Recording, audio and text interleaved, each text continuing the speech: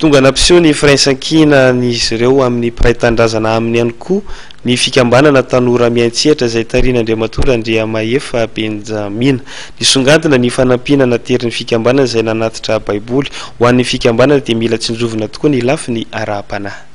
Tonga nampiseho firaisankina amin'ireo mpiray-tandrazana ny arambona ihany koa ny fikambanana tanora miantsehatra na tamia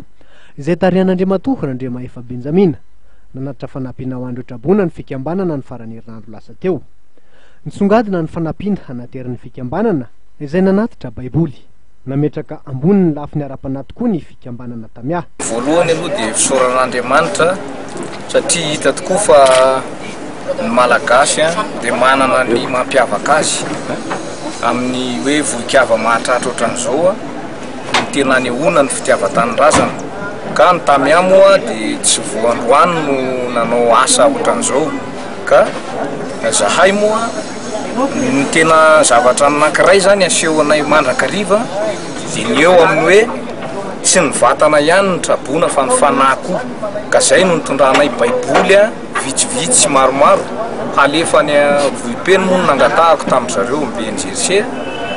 mba satria mila miverina amin'Andriamanitra ny firenena amin'ny trangan-javatra toy ireny satria ny loza voajanahary dia zay no mahavoajanahary azy zay. Tsy adin'ny fikambanana tamia ny mivavaka ho an'ny firenena manoloana zao sedra mianjady amin'izao na mavisin'Andriamatora Andriamaefa Benjamina tokoa